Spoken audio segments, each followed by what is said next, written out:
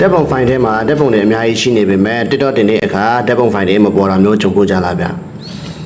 တကယ်လို့ကြုံဖို့တယ်ဆိုလို့ချင်းအဲ့ဒီပြဿနာကိုဒီနေ့ကျွန်တော်နည်းလမ်းတစ်ခုနဲ့ဖြေရှင်းပေးသွားပါမယ်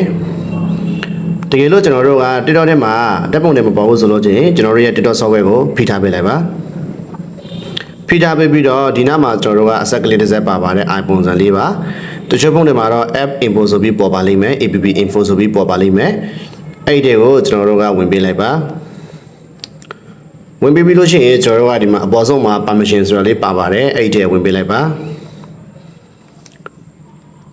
ပြီးလို့ရှိရင်တော့ဒီမှာ photo and video ဆိုတာလေးပါပါတယ်အဲ့ဒီဝင်ပေးလိုက်ပါဒီနေရာမှာကျွန်တော်တို့က allow limit access ဆိုတာလေးကိုနှိပ်ပေးထားပါတယ်အဲ့ဒါလေးကိုကျွန်တော်တို့က always show all ဆိုတာလေးကိုအမှန်ချစ်ပေးလိုက်ပါ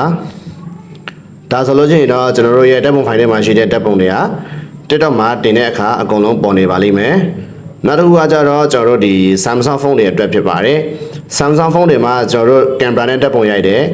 TikTok မှာတင်မဲ့အချိန်မှာကျွန်တော်တို့ကဒီအဲ့ဒီဓာတ်ပုံတွေကိုရှားလို့မတွေ့တာမျိုးဖြစ်တတ်ပါတယ်အဲ့ဒီခါကျရင်ကျွန်တော်တို့ကကင်မရာလေးကို setting ရှင်းပြီးတော့ရိုက်ပေးရပါမယ်ရှင်းရမယ့် setting လေးကကျွန်တော်တို့ကဒီမှာ setting လေးကိုဝင်ပေးလိုက်ပါပြီးလို့ရှိရင်တော့ဒီမှာ app ဆိုတာလေးပါပါတယ်အဲ့ဒီထဲဝင်ပေးလိုက်ပါဒီမှာတော့ကျွန်တော်တို့ကကင်မရာဆိုတဲ့ application ကိုရှာပေးရမှာပဲကဲဒီမှာကင်မရာပေါ့နော်ကျွန်တော်တို့အဲ့ဒီကင်မရာတဲ့ကိုဝင်ပေးရမယ်ဝင်ပြီးလို့ရှိရင်ကျွန်တော်တို့ကဒီမှာအပေါ်မှာကင်မရာ setting ဆိုတာလေးပါပါတယ်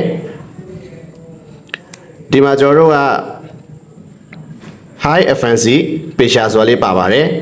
high efficiency picture ကိုကျွန်တော်တို့ကပိတ်ထားပေးရပါမယ်အဲ့လိုပိတ်ထားပေးမှသာလေကျွန်တော်တို့ Samsung ဖုန်းနဲ့ဓာတ်ပုံရိုက်ပြီးတော့ TikTok မှာတင်တဲ့အခါပေါ်မှာပဲဖြစ်ပါတယ်အဲ့ဒါလေးကိုဖွင့်ထားရင်တော့ကျွန်တော်တို့ကအဲ့ဒါလေးကိုဖွင့်ပြီးတော့ဓာတ်ပုံရိုက်တဲ့အခါမှာကျွန်တော်တို့ TikTok မှာဓာတ်ပုံတင်မဲ့အခါပေါ်မှာမဟုတ်ပါဘူး